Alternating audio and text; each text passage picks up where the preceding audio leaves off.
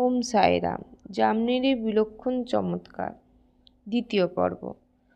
সিদ্ধি থেকে বাপুকির বুয়া কে এসেছেন? উনি এগিয়ে গিয়ে বলেন, আমি সিদ্ধি থেকে আসছি, আমার নামই বাপুকির বুয়া। তখন ওই চাপরাশিটি ওকে নিয়ে বাইরে এসে একটা সুন্দর টাঙাতে বসায়। সে জানায় যে সে নানা সাহেব চাঁদকরের নির্দেশেই তাকে জামনের নিয়ে যেতে এসেছে। এবার ওরা দুজনে রওনা হন। মাঝে ঘোড়া দুটিকে জল খাওয়ানোর জন্য টাঙা থামানো হয়। সেই সময় চাপরাশিটি রামগীর বুয়াকেও জলপান করতে অনুরোধ করে। লোকটির দাড়ি, গোঁফ ও বেশভূষা দেখে তাকে মুসলমান ভেবে রামগীর বুয়া জলপান করতে অস্বীকার করেন। তখন চাপরাশিটি জানায় যে সে গাওয়ালের হিন্দু ক্ষত্রিয়, ওই সব জলখাবারে নানা সাহেবের বুয়ার জন্যই পাঠিয়েছেন, তাই ওর তাতে আপত্তি বা সন্দেহ করা উচিত না। এরপর দুজনে জলপান করে আবার রওনা হন এবং সূর্যোদয়কালে জামনের পৌঁছায়। রামগীর বুয়া প্রস্রাব করতে যান। একটু পরেই ফিরে এসে দেখেন যে সেখানে টাঙায় দুটি ঘোড়া ও সেই চাপরাশিটি সহিত কেউই সেখানে নেই। ওর মুখ থেকে একটা শব্দও বেরোয় না।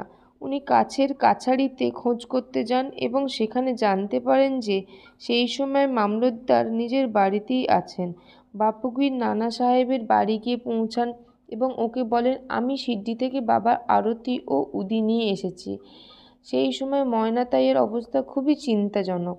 নানা সাহেব ভাবেন যে বাবার সাহায্য খুবই সমোপযোগী। কিছুক্ষণ পরই খবর আসে যে প্রসব সুকুশলে ও নির্বিঘ্নে হয়েছে, সমস্ত ব্যথা দূর হয়ে গেছে। এরপরই রামগীর বুয়া নানা সাহেবকে স্টেশনে টাঙার সাথে খাবার পাঠানোর জন্য ধন্যবাদ জানায়। সে কথা শুনে নানা সাহেব অবাক হয়ে বলেন, আমি তো কোনো টাঙা বা চাপরাশিটি পাঠাইনি, আর সিদ্ধি থেকে আপনার আসার কোনো খবরও পাইনি। থানের শ্রী বিভিদেব এই সম্বন্ধে শ্রী নানা সাহেব চাঁদকরের পুত্র বাপু সাহেব চাঁদকর এবং সিদ্ধি রামগীর বুয়াকে অনেক জিজ্ঞাসাবাদ করেন। তারপর সন্তুষ্ট হয়ে শ্রী সাই লীলা পত্রিকা 13তে গদ্য ও পদ্যরূপে একটি সুন্দর রচনা প্রকাশ করেন। ওম সাইরাম। আপনাদের যদি বাবার এই সুন্দর সুন্দর লীলার গল্প ভালো লেগে থাকে তাহলে কমেন্টসে একটু ওম সাইরাম লিখে দেবেন আর একটু লাইক দিয়ে দেবেন। তাহলে আমি বাবার এরকম ছোট ছোট গল্প আপনাদেরকে শোনানোর জন্য আরও উৎসাহ পাবো। ধন্যবাদ।